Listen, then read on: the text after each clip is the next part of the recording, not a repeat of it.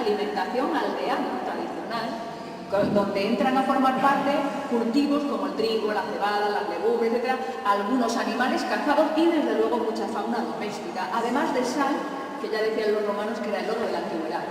Los lugares de la prehistoria europea más importantes son aquellos donde hay sal. ¿Por qué? Porque la sal permite comerciar con otros y tener un excedente que normalmente lo controlan las personas que controlan ese negocio de la sal. Hemos puesto ahí una cosa que a nosotros nos gusta muchísimo, que es todo un conjunto de fechas carbono 14 que proceden de Toledo. ¿Y por qué nos gusta tantísimo? Bueno, primero porque somos arqueólogos y tenemos un vicio horrible con las fechas de carbono 14. Y segundo, porque hasta que nosotros empezamos a trabajar en esa área no se conocía ninguna fecha carbono 14 de la prehistoria reciente toledana que demostrara lo que demuestran estas fechas, que es lo que a nosotros nos gusta más. Y es que los grupos humanos que nosotros tenemos muy bien establecidos en el sexto milenio antes de Cristo, en el quinto milenio antes de Cristo, son los mismos que continúan establecidos en el cuarto, en el tercero, en el segundo. ¿Qué es lo que queremos decir con eso? Que nos encontramos desde el punto de vista social con territorios tradicionales, con territorios que han sido ocupados de manera permanente por distintos grupos humanos que seguro que tienen alguna relación de linaje o de parentela entre sí y que nos, digamos, permiten ver las maneras de explotar ese territorio como maneras que forman parte del aprendizaje natural de la gente que nació en aquel lugar y lo mismo que aprendió de sus padres le enseñan a sus hijos y así sucesivamente. Los ingleses que son muy de hacer estas cosas, sobre todo porque tienen muchísimo dinero, y hicieron hace tiempo un proyecto que a nosotros nos parece interesantísimo poder haber hecho en Cuenca, así escoger del lugar donde estaban trabajando, haciendo excavaciones, con cronologías como estas en las que nosotros nos movemos, las familias más antiguas, para hacer su ADN y compararlo con el de los individuos del Neolítico que había allí, y había coincidencias. Es que eso tiene sentido. En lugar de esa idea tradicional según la cual la prehistoria de la península ibérica está llena de fenómenos constantes de llegadas de unos que arrasan tal y van para allá, no, los habría, que vendrían y arrasarían, pero básicamente el conjunto poblacional de la península ibérica es un conjunto francamente estable. Eso que tenemos ahí recoge todas las vasijas que hemos analizado, sí, y el lugar del que proceden, para insistir en lo mismo que estábamos comentando con anterioridad, ¿no? Esa alimentación variada.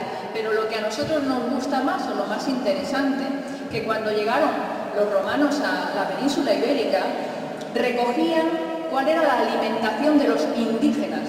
Y decían, los indígenas comen panes hechos con harina de bellota y harina de trigo, beben cerveza y usan la miel. Y entonces, de algún modo, lo que recogen los manuales que uno conoce y que uno ve en el colegio y tal, es la idea de que esa alimentación es una alimentación prerromana en el sentido de edad del hierro y luego ya romana, no. Es una alimentación neolítica de la que tenemos los suficientes indicios en la península ibérica y sobre todo en Toledo para demostrar que eso fue así. Muchas gracias.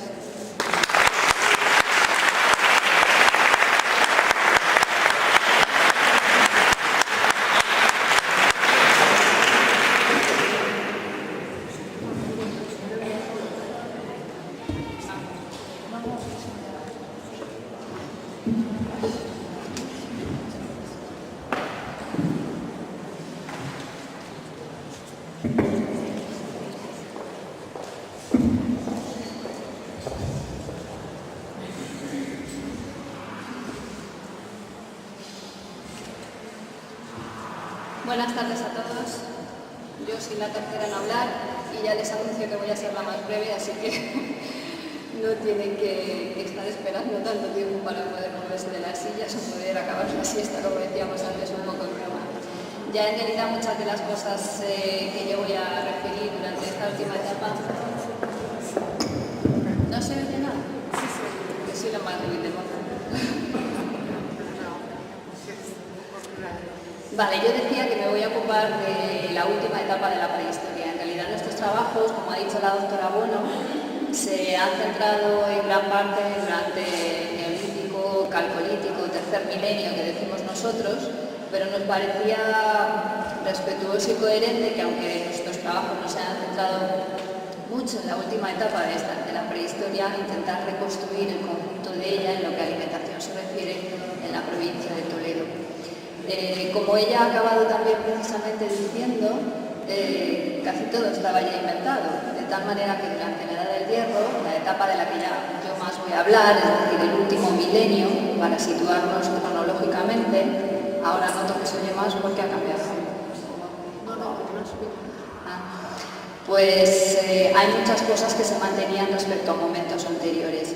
Yo he intentado buscar ejemplos de la provincia de Toledo, no siempre lo he encontrado, y eso también creo que puede ser interesante para ver dónde nos falta por trabajar, cuáles son los vacíos en los que tenemos que seguir insistiendo y dónde están nuestros proyectos, en definitiva, un poco de futuro, ¿no? Bueno, por agrupar un poco la exposición, por intentar ordenarla, vamos a hablar en primer lugar de cuáles serían algunas de las especies vegetales características durante esta etapa de la Edad del Hierro. En realidad se trata de análisis que en su mayor parte proceden de polen, algunos de los aspectos que ya nos han señalado antes y que nosotros nos dan muchas pistas sobre esas especies, intentando en definitiva definir un paisaje que sería muy diferente al actual de monocultivos, en el que estaríamos hablando de dehesas y sobre todo de paisajes bastante parcelados en distintos cultivos que mostrarían aprovechamientos mucho más comunes. Ya se ha hablado aquí de cereales y realmente los cereales son una base muy importante de la agricultura que se va a manejar durante los momentos finales de la Edad del Bronce y en los comienzos de esa Edad del Hierro. Vamos a hablar también de leguminosas, que son otra base, ocupa normalmente el segundo lugar dentro de la base alimenticia de las comunidades de estos momentos finales de la prehistoria, unido a algunas novedades que aportan, sobre todo ya casi entrando en momentos protohistóricos posteriores de nuestra documentación de castros prerromanos, por ejemplo, en relación a frutos. Ahora sí, hay algunas novedades interesantes durante esta Edad del Hierro, por ejemplo, la presencia del mijo, panizo o avena. En el caso del mijo, en algunos contextos peninsulares del interior próximos al área toledana, la Carpetania, que ocupa parte de Toledo, o por ejemplo en contextos de la Celtiberia, supone una novedad añadida a cereales anteriores más tradicionales que ya han salido aquí, como es el caso del trigo y la cebada, que se siguen manteniendo durante estos momentos. En el caso de las leguminosas, tenemos una presencia importante de arreza o beza, que se denomina diferente según algunas zonas, y que nos habla de producciones que ya no solo irían encaminadas al consumo humano, sino también al consumo animal y que sobre todo sustentan una base muy importante de una rotación de cultivos que podría ser ya importante en la época para intentar regenerar el suelo. Ciertamente las novedades son algunos de los frutos en los que el higo está presente en la mayor parte de los análisis, que se conocen muchos, por ejemplo, de ellos de área ibérica, no tanto del interior, así como la presencia de uva y olivo. Aquí ha salido ya también la presencia de uva en momentos paleolíticos, existe. No sabemos muy bien si se está recogiendo, es decir, es una recolección, pero de lo que tenemos constancia durante momentos de la Edad del Hierro es que su cantidad aumenta y su presencia en la mayor parte de los análisis aumenta. Luego esa posibilidad de su cultivo, que ya está muy bien asegurada durante momentos avanzados coloniales en nuestros ámbitos costeros, podría también extenderse a zonas del interior, del mismo modo que el caso de la presencia del olivo, que conocemos en momentos anteriores, en versiones salvajes, el caso de aceitunas de acebuche que se están recogiendo y que posteriormente podría cultivarse. En las zonas costeras, con presencias fenicias y griegas, la documentación de lo que es en definitiva un policultivo mediterráneo con la presencia de olivo, vid, junto a los cereales, tiene registros materiales que están relacionados casi siempre con piezas de hierro, que nosotros también tenemos instrumental, que también conocemos en algunos de los yacimientos que se han excavado en el área de Toledo, con cuchillos que en realidad podrían hacer funciones no solo de podar, sino muy generalizadas en muchos ámbitos, pero también con la presencia de algunos podones que podrían ir relacionados con esos aspectos y que han sido encontrados en excavaciones muy recientes que se han hecho aquí en la provincia. Cuando hablamos de la elaboración de estos alimentos y nos ponemos a cocinar durante la Edad del Hierro, pues también está todo bastante inventado, de tal manera que hablamos de panes ácimos, tortas, hablamos de gachas, que de los que ya hemos visto que tenemos documentación desde momentos del tercer milenio como poco, hervidas, en el caso de las legumbres, que también se podrían consumir crudas, algunos de ellos con procesos de tostados, que están mostrándonos dificultades que también tenemos que mencionar para contextos prehistóricos, como es la cuestión de la conservación. La cosecha puede ser buenísima, podemos tener todos los cereales del mundo, pero tenemos que conservarlos y nos tienen que durar durante un periodo bastante amplio de tiempo. Esa cuestión en ámbitos prehistóricos pues es realmente delicada y es una cuestión muy a tener en cuenta. ¿Qué nos aporta la provincia de Toledo a algunas de estas producciones? Bueno, pues nos sitúa o nos muestra ya las excavaciones que se han realizado, contextos habitacionales muy claros en los que situar algunas de estas elaboraciones plenamente domésticas.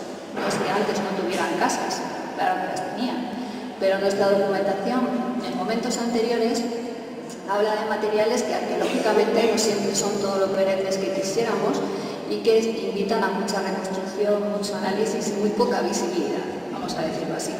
Durante la Edad del Hierro tenemos registros cada vez mejores de cuáles son los ámbitos domésticos en los que podrían realizarse algunas de esas actividades. En definitiva, los poblados donde viven y con restos muy interesantes en los últimos años que ha aportado la provincia, junto a los que se han documentado en zonas de Madrid, que hablan de los precedentes habitacionales de nuestros castros prerromanos, esos sí ya con casas hechas bien de piedra y que conocemos muy bien. Este es el caso de uno de los yacimientos que mostramos en la diapositiva, el yacimiento de la dehesa de Aír, en el entorno de Toledo, en el que, como puede verse, existen una serie de cabañas hechas con adobes, barros aún, pero que se han sostenido bastante tiempo, con cabezas absidales, dos de ellas. Aún no estamos hablando de conjuntos urbanos, ni podemos diferenciar casas, como hablaremos después en los castros, pero estamos hablando de viviendas, curiosamente, muy bien conocidas en otros contextos europeos por su gran tamaño. Algunos llegan a 160 metros cuadrados, estamos hablando de viviendas con longitudes entre 11 y 12 metros de largo, en los que entendemos que se incluyen, más allá de lo que son estrictamente unidades familiares, sino otro tipo de actividades, algunas industriales, el propio almacenaje de muchos de estos alimentos, pequeñas estabulaciones de ganado, es decir, unidades domésticas y económicas, independientes como tal, que en definitiva es la idea que después van a mostrar los castros prerromanos en algunas de sus áreas de habitación. Todas ellas incluyen hogares en los que podrían cocinarse sus alimentos. Hay algunos sectores en los que podemos hablar de plenas despensas por los restos materiales, recipientes, etcétera, que han aparecido. En definitiva, silos de almacenaje, algunas actividades que obviamente están relacionadas con esa cuestión alimenticia. Esta es una diapositiva de estas cabañas que mostrábamos antes en el dibujo arqueológico, como si la viésemos desde arriba, ¿de acuerdo?, que están paralelas entre sí, y de algunas de las áreas que tienen en su interior silos en los que podrían almacenarse y que conocemos por experimentación bastante bien, podrían ser realmente áreas herméticas de algunos de los cereales que podrían contenerse en su interior, o hogares bien preparados con series estratigráficas con cierta altura en los que se utiliza cerámica reciclada como base muy compactada para poder mantener esas áreas de combustión vigentes durante toda la vida de esas cabañas, de esas casas. Otro de los ejemplos es el área de Camuñas, en el que se han excavado varios yacimientos, sobre todo mientras estuvo realizando la R4, que unía hacia el área de la Roda, en el que se encontraron casas incluso más consistentes que la que yo enseñaba anteriormente, porque hay a base de un pequeño zócalo de piedra, otra vez con áreas grandes en las que hay áreas de descanso, y siempre se repite la presencia de hogares y silos asociados que van relacionados con esa previsión y elaboración de algunos de los alimentos que nos ocupan en esta conferencia, ¿no? A veces con materiales muy destacados, que no son muy usuales en los contextos del interior, que también destacan esa presencia de elaboraciones cerámicas en la propia provincia de Toledo. Nos falta en Toledo para esta etapa el análisis de contenidos, como los que hemos visto que existen, por ejemplo, en Huecas durante el tercer milenio, en los que tenemos en otros ámbitos peninsulares, pues nos dan una información que podría extrapolarse perfectamente, porque se trata de materias primas muy usuales a lo que se está cocinando en estas casas, en estos hogares que hemos visto. Por ejemplo, tenemos algunos análisis en zonas gallegas, en en Galicia, en yacimientos de la Edad del Hierro, en los que sabemos que se están guisando navizas, coles, berzas, muchas de ellas conservadas en grasas, análisis de residuos que han dado esteroles que responden a grasa mayoritariamente de mamíferos, como ha comentado antes la doctora Bueno, y que podrían servir de elemento de conservación. Tenemos restos de molinos en los que hay harinas gruesas de bellota, que también conocíamos en ese tercer milenio y que ya se han mencionado y que serían muy usuales en los entornos de encinares, de dehesas, que existirían en la provincia de Toledo, obviamente. O tenemos análisis de restos de tallos y fibras de ortiga que han quedado cocinados, seguramente hervidos, y que es una documentación de alimento que también después se constatan en fuentes romanas y que existirían en momentos más antiguos de la Edad del Hierro. En el caso de Llenó, que es el recipiente que tenemos en este lado, lo que se ha documentado es cerveza. Efectivamente, como ya ha salido aquí, las bebidas fermentadas, los líquidos, alcoholes, en definitiva, serían elementos que ya conocemos desde antiguo, pero digamos que en algunas versiones son especialmente característicos y cuantitativamente muy representativos de la alimentación que tenemos durante la Edad del Hierro. Digo alimentación porque aunque nosotros la bebida hoy la entendemos casi como una caña, una especie de lujo, en definitiva es una forma de conservación de alimento. Está fermentado y por lo tanto yo puedo garantizar que esa cebada, por ejemplo, que es uno de los componentes principales, o el trigo de esa cerveza, va a tener una duración de al menos 20 días fermentada en el que se conserva perfectamente y esos días garantizar ese alimento, la nutrición que produce sería importante.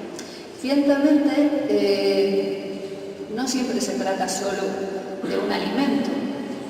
Este es un ejemplo de una necrópolis, un contexto funerario de la meseta norte, que por lo tanto sería totalmente extrapolable a algunos de los contextos de la propia zona de Toledo, después vamos a ver referencias al respecto, en los que se han encontrado recipientes con restos de residuos de cerveza acompañados de solanáceas. Solanáceas son plantas psicotrópicas que podrían producir efectos alucinógenos y que nos hablan ya no solo de interés alimenticio por estas sustancias alcohólicas, sino otros intereses bastante obvios.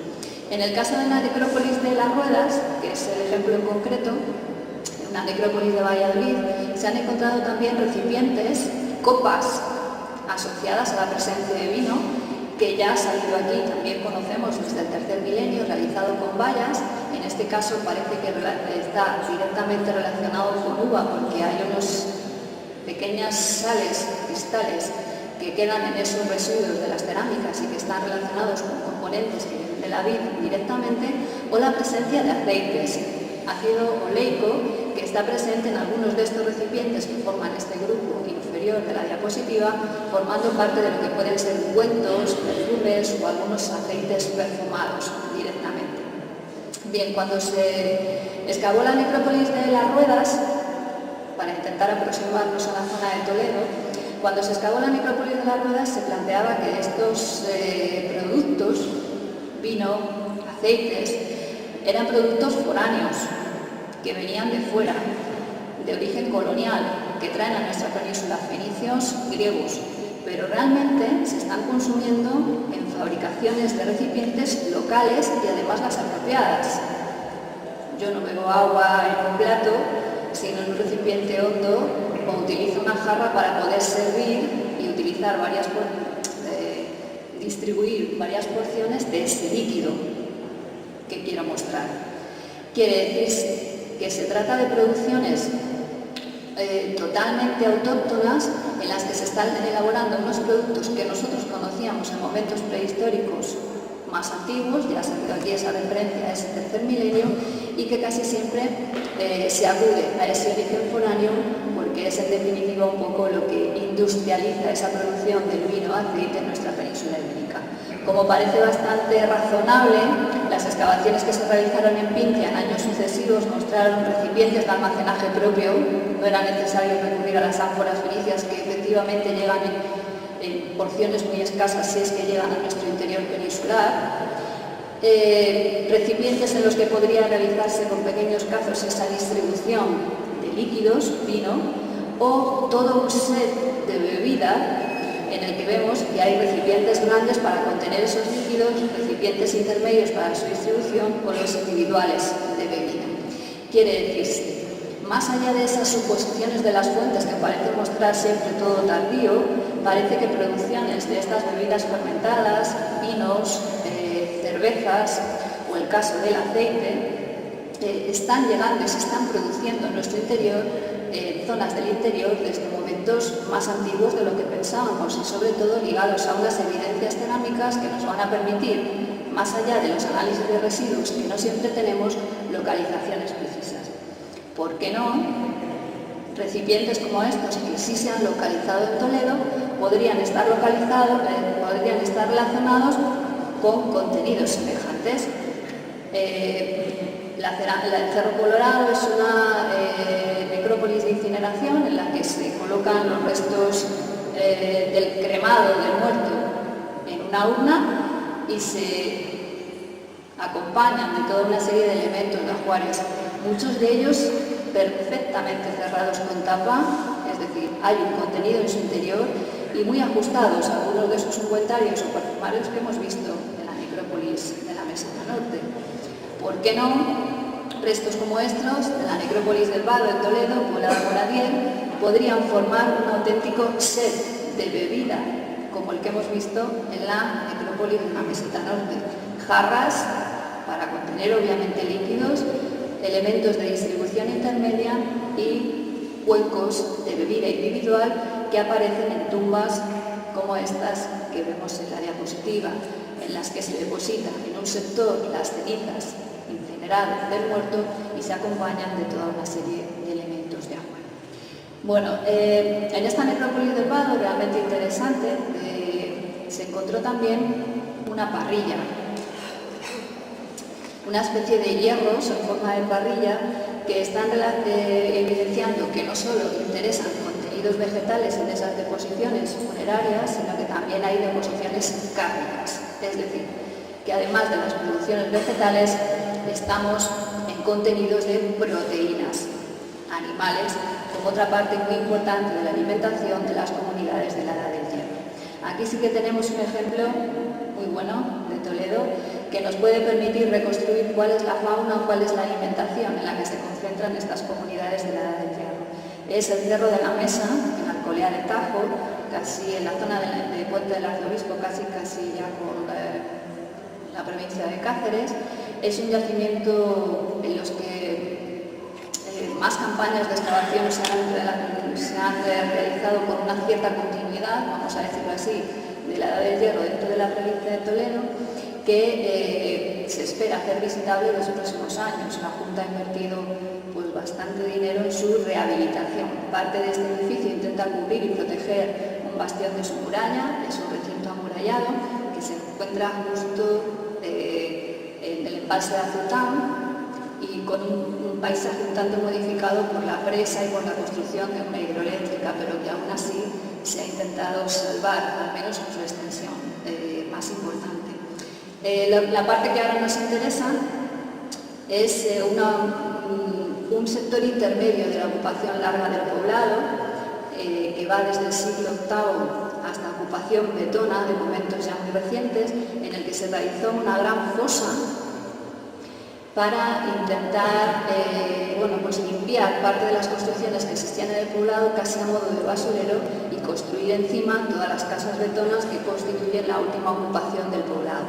Esa fosa tiene más de 40.000 restos, fragmentos cerámicos y más de 4.000 fragmentos de vertebrados que nos dan una información importante sobre las proteínas y los animales y las especies que se están consumiendo por las comunidades de esa Edad del Hierro y que sorprendentemente nos muestran que no se ha abandonado lo que ya conocíamos de momentos anteriores, la caza y pesca, de las que nos hablaba anteriormente el profesor Balbín, como una base muy importante. Tenemos una presencia de mamíferos que constituye el grueso de los restos que hemos encontrado, vertebrados, en la que está presente los bóvidos como especie principal, seguida de la presencia de lo que ya nosotros llamamos ovicápridos, porque a veces los análisis no pueden llegar a descifrar como oveja o cabra, seguido de una presencia muy importante de ciervo,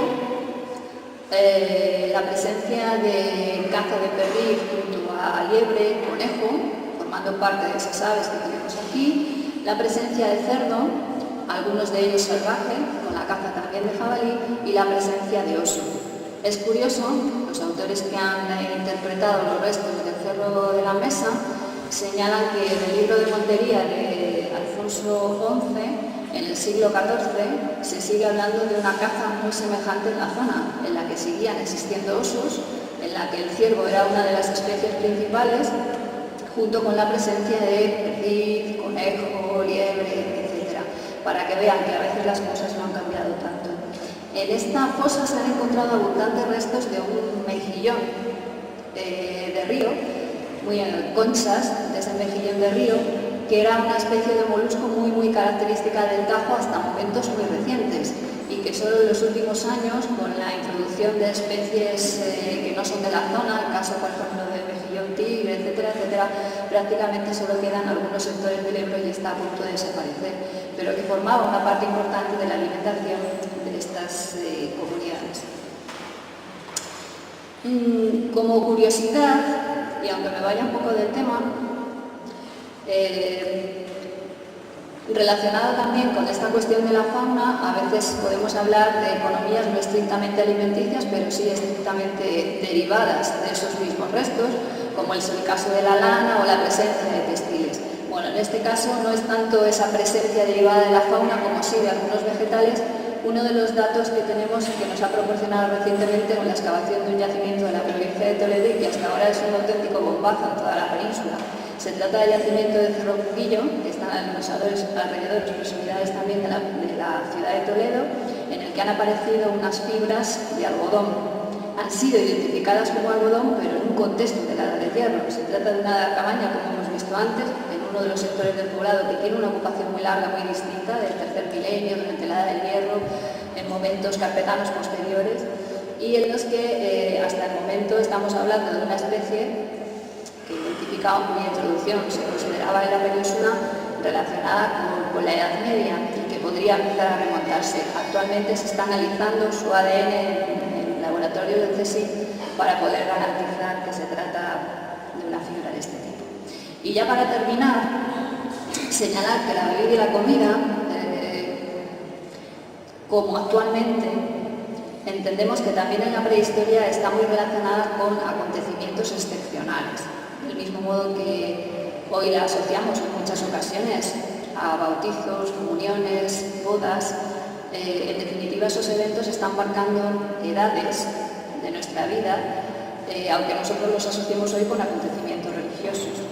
En su momento podrían estar también relacionados con celebraciones especiales, o bien dentro de esas edades de la vida, bien con comienzo de fertilidad, bien con acontecimientos estacionales como es la recogida de la cosecha, del mismo modo que nosotros a veces nos reunimos en la matanza de determinados animales. Eso quiere decir que en el contexto arqueológico de existir se traduciría también en restos especiales, grandes acumulaciones de materiales arqueológicos, grandes acumulaciones de elementos relacionados con esa, por ejemplo, con el caso de los animales, como pueden ser asadores o pequeños hierros que empiezan a ser muy usuales ya durante la Edad del Hierro, o en algunas ocasiones a veces fragmentos rotos o contextos en los que esas agrupaciones son especialmente destacadas.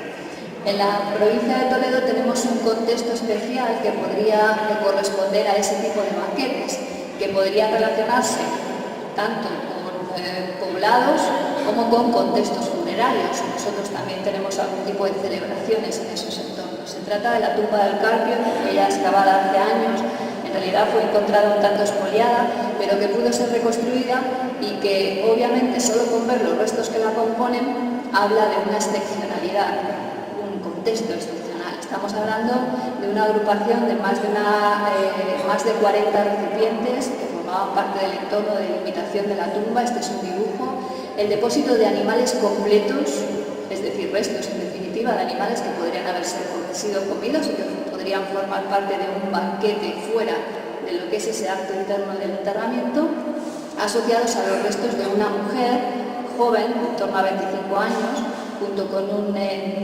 recién nacido, que fueron enterrados en ese contexto, a su vez que elementos que no son muy propios de la zona y que son algo particulares, el caso de la eclipsidad, el caso de fragmentos de varios calderos hechos de metal, cuchillos hechos de hierro, un alabastrón, recipientes de almacenaje, elementos que superan un tanto la idea de un ajuar o una pequeña ofrenda que tenemos asociados a esos contextos.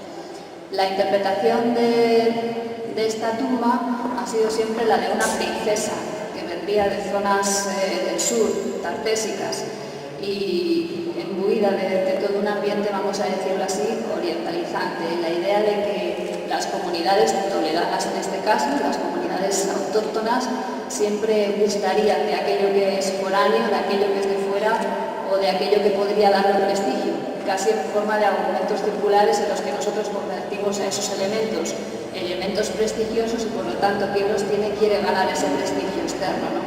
La verdad es que se trata de un acto en el que el muerto ya no participa, no es individual, sino que es un acto de vivos, que son los que le entierran, y un acto de toda una comunidad en la que podrían participar muchos, y que nos va a permitir un poco cerrar esta comunicación en la idea, más allá de una alimentación como tal, sino de toda una economía en la que está inserta esta provincia de Toledo durante toda la prehistoria, en la que no hablamos de comunidades aisladas, sino en un ambiente de interacción en el que se combinan numerosos elementos que en realidad hablan de toda una actividad socioeconómica de la que formaría parte esa alimentación.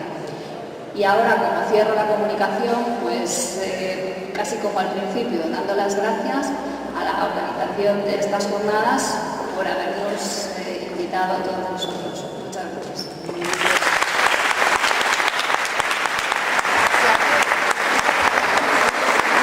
Sí, ahora vamos a empezar el turno de palabras, pero yo me voy a permitir un lujo, aprovechando que ellos están aquí y como es muy difícil que vengan por nuestra comarca, aunque ellos podemos decir que hace muchísimos años que nos asesoran a la Sociedad Amigos de la Sierra de San Vicente en materia de prehistoria y de los temas que ellos tratan, deciros que ahora por lo menos 20 años que tenemos contacto con ellos, siempre se han brindado a orientarnos. Es dificilísimo poderlos traer aquí, en tantos años solamente han venido una vez a Castilla-Rayuela, que sepamos que hoy venir aquí para ellos es un gran esfuerzo. Mañana se van a ir inmediatamente, pero yo antes de que se marchan, aprovechando que han venido aquí, esta mañana hemos ido a Venezuela y luego hemos visitado los Majanos. La propietaria de donde está situado el dolmen está hoy con nosotros aquí, ha venido esta tarde a escuchar la conferencia. Ha tenido la deferencia de abrirnos la finca donde está un dolmen que hacía muchísimos años que lo habíamos inventariado, pero yo creo que no había venido ningún experto de las características de ellos a verlo, y sí que me gustaría, aunque fuera muy rápido, Rodrigo, te lo voy a decir a ti, que nos hablaras de lo que has visto hoy y qué es lo que te parece, porque habéis hablado de Toledo, pero aquí también nos gusta que nos hablen de nuestras cosas. Entonces te vamos a pedir, por favor, que muy rápidamente, para dar un turno de palabras a la gente, nos hables de qué te ha parecido lo que te hemos enseñado. Bueno, debe ser porque yo soy el más viejo, evidentemente, pero en principio en la meseta sur se decía que no había dólmenes y que no había enterramientos de este tipo. Hay que reconocer que ya la profesora Bueno, que además de ser colega es mi esposa y me soporta, comenzó hace muchos años a excavar dólmenes en Toledo. Hemos continuado a continuación y después hemos visto que la riqueza de esta zona es francamente inmensa. Esta mañana hemos ido a ver un dolmen en un estado de conservación, creo que excelente, que gentilmente nos ha permitido ver su propietaria y que verdaderamente es un lugar que valdría la pena tener en consideración, excavar y todo lo demás, siguiendo los procedimientos complejos que existen para estas cosas. Pero es perfectamente normal que lo haya en esta zona, que es una zona muy rica, es perfectamente posible que haya más y desde luego para nosotros ha sido una satisfacción inmensa poder ver ese documento, que es la muestra de muchas otras cosas que tiene que haber, pero que en sí misma, ya por sí misma, es una muestra excelente. Y bueno, hemos visto también un menú, ciertamente, que habrá que estudiar con luces adecuadas. Hemos traído luces, pero claro, lógicamente las luces artificiales en la presencia del astro rey no nos valen para nada, entonces hay que iluminarlo en un momento de oscuridad suficiente porque probablemente tiene decoración, que es un menú de muy buena calidad. También muestra del mismo sistema de construcción y de referencia o mortuoria o de poblamiento que existiera en la zona.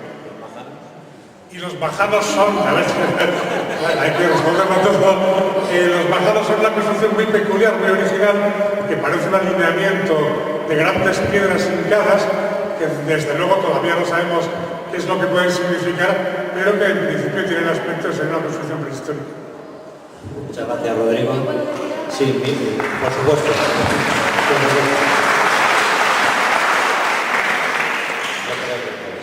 Bueno, yo solo quería decir, aprovechando la coyuntura, que para nosotros, aparte de que venimos aquí encantados cuando pues no tenemos siempre muchas oportunidades, pero en fin, cuando tenemos oportunidad, pues porque tenemos relación con Julio desde hace muchos años, es una satisfacción, y esta mañana estábamos verdaderamente asombrados de la cantidad de personas que esta asociación consigue mover e interesar, ¿no? Desgraciadamente para nosotros durante muchos años no ha habido interés real por nuestro patrimonio del pasado. Y digo desgraciadamente porque no hay mayor riqueza que tener la seguridad de que estamos en un terreno que era de nuestros padres, de nuestros abuelos, de nuestros bisabuelos, y eso es una riqueza enorme que tenemos que transmitir a nuestros hijos y a sus hijos de sus hijos, ¿no? Y cuando uno no sabe mucho sobre eso, vienen otros que sí saben y entonces desaparecen las cosas, ¿no? Una asociación fuerte como esta, que tenga la conciencia de que lo que tienen como patrimonio tiene un valor, pero no es un valor económico, es el valor que no se puede comprar, que es el mejor de los valores, que es el valor de pasado. Para nosotros nos emociona, es nuestra profesión, pero además de ser nuestra profesión, es nuestra ilusión. Pues vemos un dolmen, que es una estructura que lleva allí 7.000 años y nos emociona. Claro que sí, y debería de emocionarnos a todos, porque es nuestro pasado. Y muchas veces cambiamos nuestro pasado por nada. Por un trocito de carretera, que se puede hacer en cualquier otro lado, por un supermercado, que también se puede hacer en cualquier otro lado. Y yo creo que muchas asociaciones como esta, que dan ejemplo de que hay muchas personas, muchas más de las que uno piensa, interesadas en defender ese patrimonio, a nosotros nos reconforta y nos hace sentir que no estamos solos. Porque claro, nosotros cuando hacemos un trabajo, una investigación, tenemos que convencer a los políticos. Y los políticos nos dicen, no, a la gente le gusta mucho más una piscina que un dolmen. No, a la gente le encanta saber que tiene un pasado impresionante que vale más que ninguna otra cosa que se compre con dinero, porque eso no se puede comprar con dinero. Y yo simplemente quería aprovechar, porque me han dado para felicitaros, pero muy efusivamente, muchísimo, para felicitaros un montón por vuestro ánimo, por vuestra capacidad de movilizar a la gente, por las exposiciones que hacéis, por defender todas las cosas que desgraciadamente en muchas ocasiones se tiran o se dejan de lado. Y por llegar a un momento en que aquí exista o haya las mismas cosas. Nosotros trabajamos ahora mucho en la Bretaña francesa, que sabéis que es muy famosa por los dólmenes, ¿no? Entonces tú vas en el coche, por la autovía y ves dolmen de Tarde de Marchand. Bueno, pues yo quiero ver aquí que ponga un día dolmen de Almendral de la Cañada, y lo habrá, siempre y cuando haya una gente detrás que está dispuesta a defender ese patrimonio y a darle el valor que tiene, que es enorme. Al turno de preguntas, por favor, para no mover mucho a la siguiente mesa, pues os rogamos que las hagáis que sean respuestas lo más breve posible.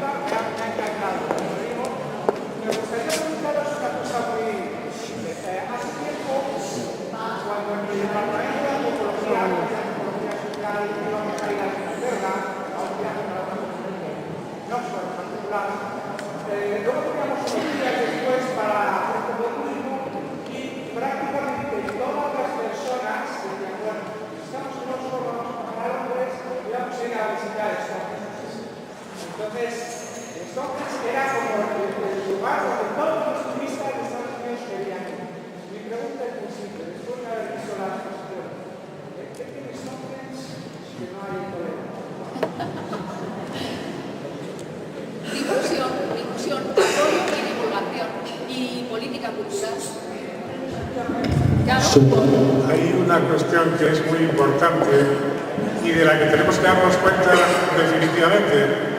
En España el respeto por la antigüedad, por la historia y por el patrimonio es muy bajo o nulo.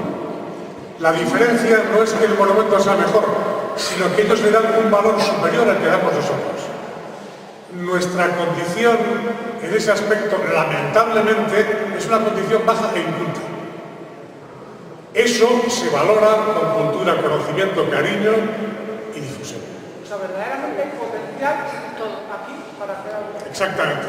La documentación, por ejemplo, el dolmen de Azután, que excavó en primera instancia la doctora Bueno y a continuación los demás que estamos aquí, es un dolmen de primera categoría en Europa. ¿Quién conoce el dolmen de Azután? bueno, tan de primera categoría que acabamos de firmar un acuerdo con la Universidad de Tübingen, en Alemania, que han venido a trabajar en el entorno del dolmen de Azután. He dicho antes que es el primer dato contrastado de miel en Europa. Bueno, pues nosotros publicamos el cual a nadie le interesa, pero los ingleses o los alemanes que leen las publicaciones, esto es la bomba, el primer dato de miel en Europa en un sitio neolítico. Pues estamos trabajando con un equipo que ya han estado aquí en junio y vienen ahora en octubre a hacer una prospección geofísica, porque hace mucho tiempo que nosotros peleamos por poner el interior de la península ibérica en el sitio que le corresponde. ¿Cuál es el sitio que le corresponde? El de las llanuras europeas. El de los agricultores de las llanuras europeas que se están moviendo por toda esa zona. De hecho, en Toledo hay indicios de un neolítico bastante antiguo, con formas que son las mismas que nos aparecen en las áreas centrales de Europa, y por tanto hay relación seguro, pero no tenemos ni apoyo, ni capacidad de divulgación, ni de difusión, y por eso las asociaciones locales para nosotros son fundamentales, porque al final las cosas se mueven porque la gente las mueve. Es decir, si ahora mismo vienen aquí a hacer un supermercado en un sitio y tal, y hay una asociación que diga, como pasó muy cerquita de Sevilla con el dolmen de Montelirio, lo que nadie se podía imaginar es que el pueblo salió a la calle porque no querían que rompieran su dolmen. Iban a romperlo con máquinas, una cosa que llevaba allí 7.000 años.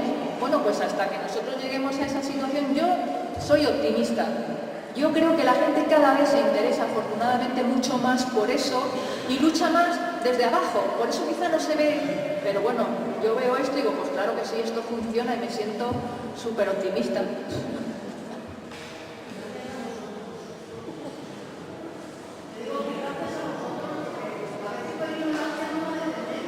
Por eso yo creo que muchas veces es porque nos falta información.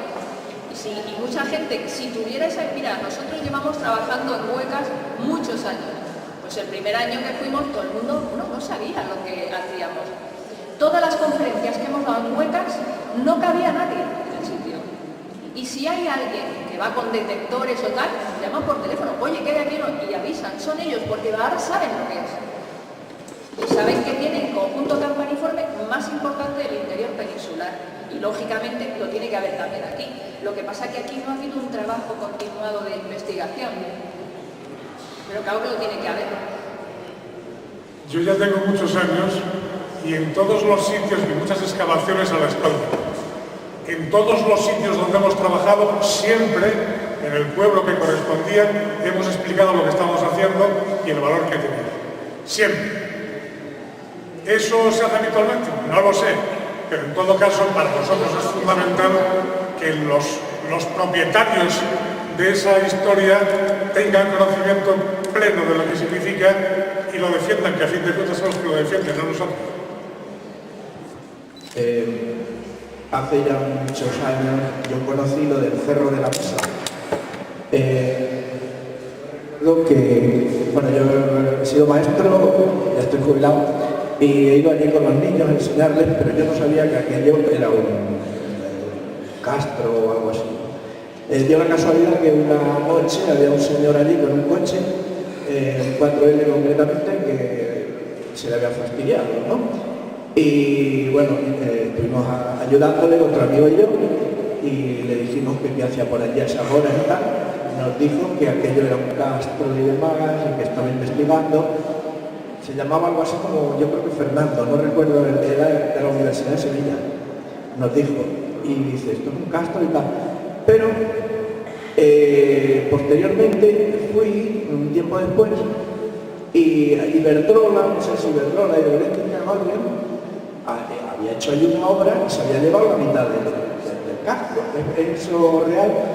Porque al menos es la impresión que a mí me dio, que parte del Castro se lo habían llevado porque habían hecho una nueva presa ahí para subir agua y producir electricidad. Y como has hablado antes, que lo iban a abrir, etcétera y demás, yo quisiera saber si realmente se ha recuperado esa parte que cogieron las obras de Iberdrola o qué. Recuperar nada, fue una central eléctrica y parte se lo llevó. Lo que sí se han intentado, más que llevárselo en sí, es que ha alterado todo el entorno paisajístico.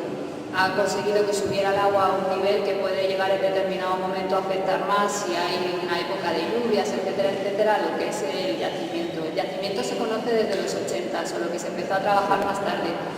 Yo no tengo constancia de ningún profesor de la Universidad de Sevilla. Es que en esa época Fernando Fernández estaba trabajando en Carcelera, en Ávila, y seguro que fue él el que fue viendo a ver si había otros castros por la zona. A ver, dijo que había las excavaciones más recientes y el mayor esfuerzo que creo yo se ha hecho en el yacimiento por conservación, se valló, se ha cerrado, se hizo una topografía toda, pues lo están llevando a cabo Juan Pereira, que es profesor de la Universidad de Toledo, que también estuvo aquí, me está diciendo, y Teresa Chapa de la Universidad Complutense. Lo que pasa es que las excavaciones que habían tenido afortunadamente una cierta continuidad, en 2010 se volvieron a parar, igual que todas de Castilla-La Mancha, por la situación de la crisis.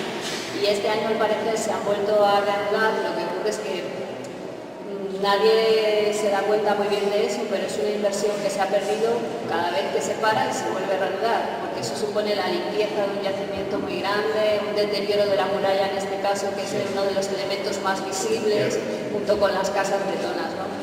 Pero bueno, eso es una política que se realizó en Castilla-La Mancha en los años de la crisis, se cerraron todas las excavaciones, incluso parques arqueológicos han tenido muchísimos problemas, entonces ahora afortunadamente a ver si hay una continuidad de algunos de estos yacimientos. Yo para mí, dentro de la Edad del Hierro, es uno de los más valiosos por toda la inversión que se ha realizado en ello y de los que más continuidad tendrían que tener. Yo recuerdo que incluso... Te voy a pedir por favor que no entremos en una réplica porque luego tenemos la siguiente mesa, ya nos estamos comiendo minutos, yo sé que es un poco que nos gustaría más. Por favor, si alguien quiere hacer alguna pregunta más que relacionada con el tema de la alimentación. Bueno, veo que ya... No, el mismo, ya... Sí. Una cosa, que en cualquier caso, nosotros estamos en la Universidad de Alcalá siempre y cuando no la cierren, que no estamos seguros, pero pueden buscar nuestros nombres y solemos responder a los correos electrónicos, o sea que si quieren alguna cosa o al final piensan algo que querían preguntar o algo, no duden en hacerlo, que contestaremos encantados. Quiere decir que estamos a su disposición.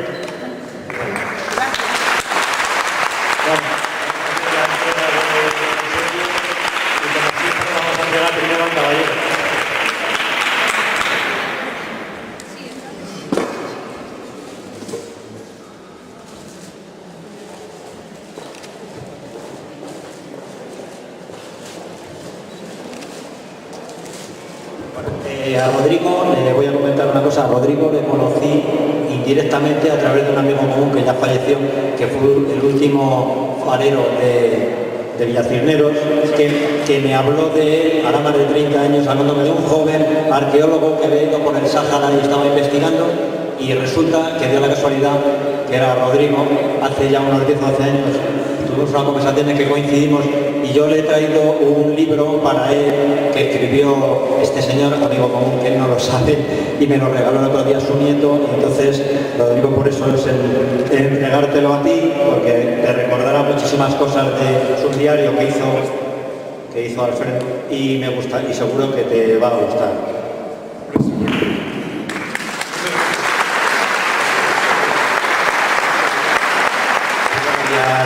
También